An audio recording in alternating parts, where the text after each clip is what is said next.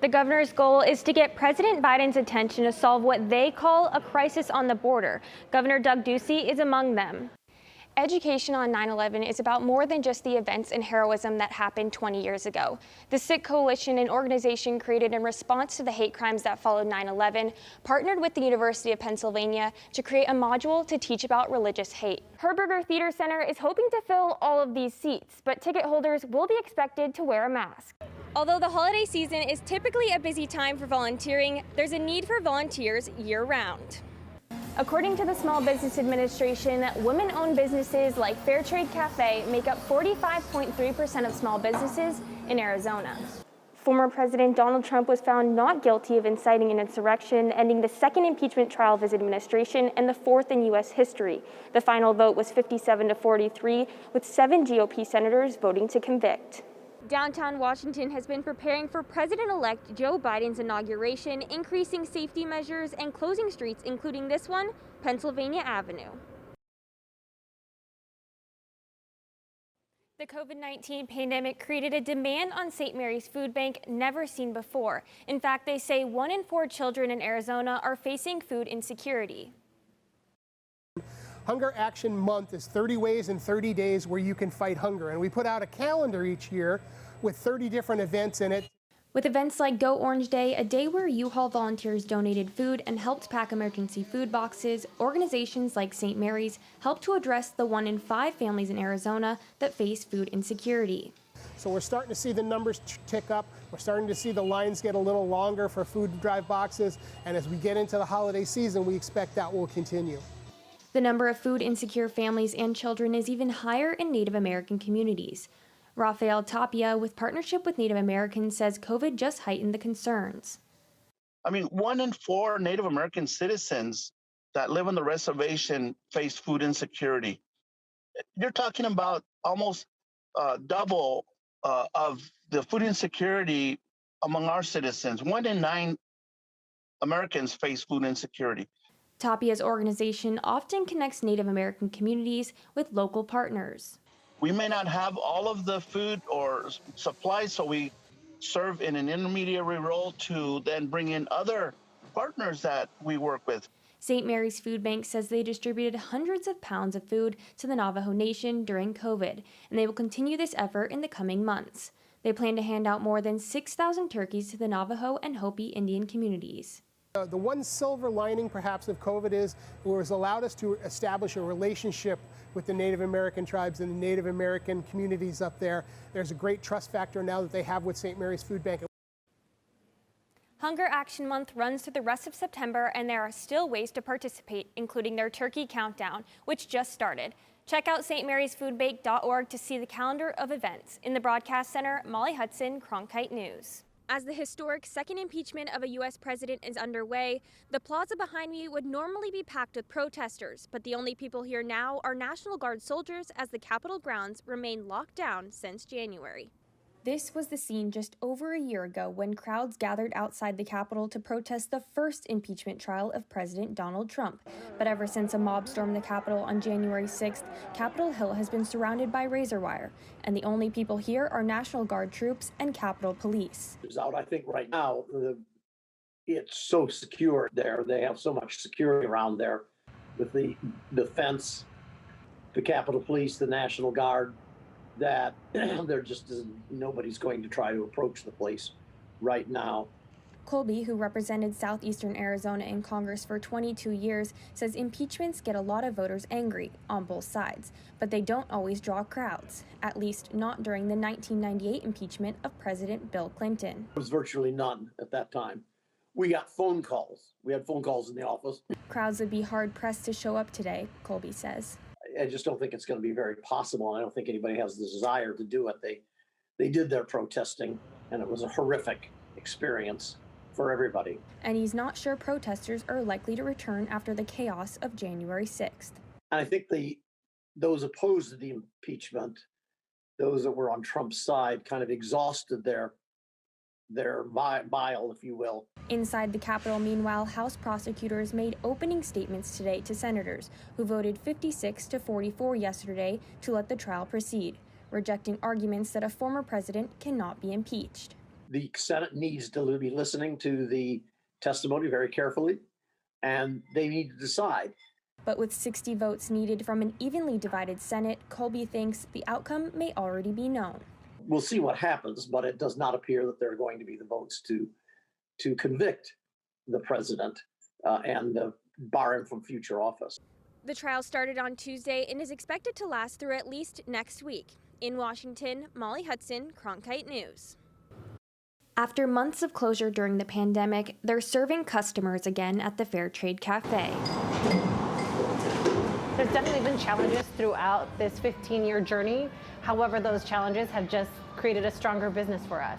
And as a woman business owner, Stephanie Vasquez is familiar with challenges, and she's not alone. It wasn't until the adoption of the Women's Business Ownership Act of 1988 that women could actually get a small business loan in their own name. Amber Cordoba is with Prestamo CDFI, which provides financial services to small businesses. The organization recently opened the Women's Business Center, providing a safe space for women entrepreneurs. Also a space where they could, pop down on the couch and have a conversation with their business advisor. Really a safe and comfortable space that's really encouraging and helps remove the barriers that specifically women entrepreneurs face. These barriers include a lack of networking opportunities, business support, and educational programming. According to the Small Business Administration, women-owned businesses like Fair Trade Cafe make up 45.3% of small businesses in Arizona. Cordoba says they saw an increase in female-owned small businesses starting up during the pandemic.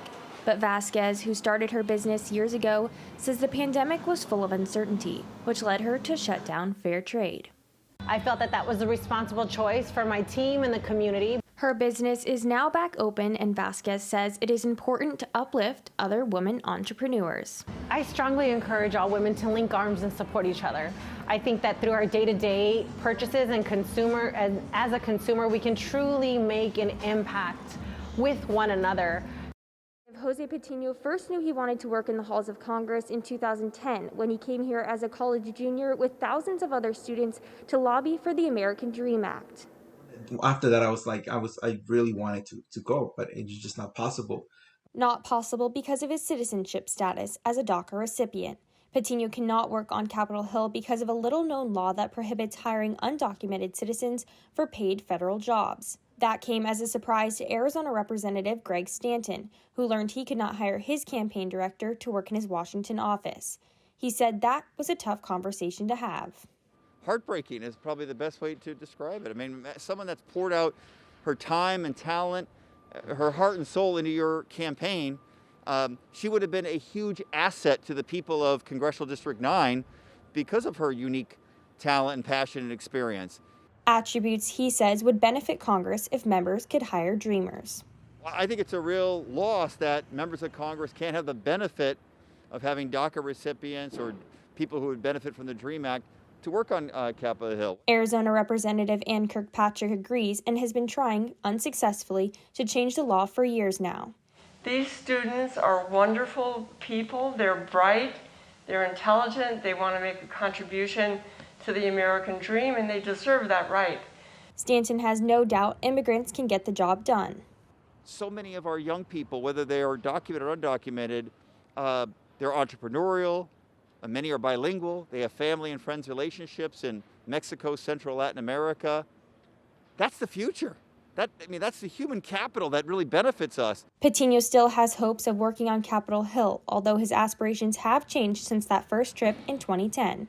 For me, it was always Senator John McCain when he was alive, right? He's always been, at least growing up, just having the voice on immigration. Today, he hopes to contribute by working in the offices of Arizona Senators Kyrsten Sinema or Mark Kelly, which is why he's pulling for Kirkpatrick's bill. It allows at least DACA recipients to be a little bit more part of the American society.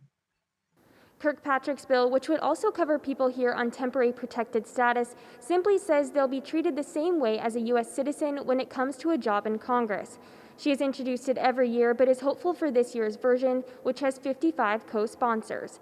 In Washington, Molly Hudson, Cronkite News.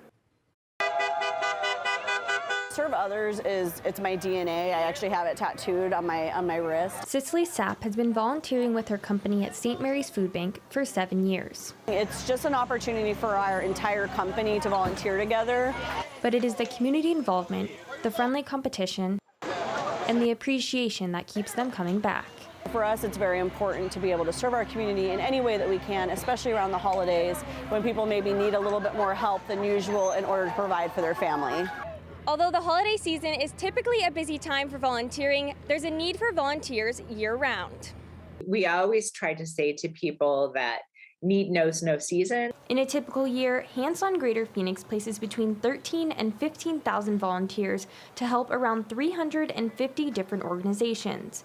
Oliver says the trend is always an increased interest during the holidays. People are counting their good fortune or counting their blessings and recognizing that there's a other half out there that don't enjoy those same opportunities and that same good fortune. But Oliver says the pandemic has also made some people hesitant to volunteer in person. It's not as much of a mad rush. I think there are still a lot of people who are not comfortable volunteering in person yet. Although some of her favorite volunteer events happen around the holidays, Sapp says volunteering year-round any way you can is just as important. Whether that's donating money, whether that's donating blood, whether that's donating food, whether that's actually serving time side by side with your community to build and strengthen that unity that we have, that's what it's all about. In Phoenix, Molly Hudson, Cronkite News.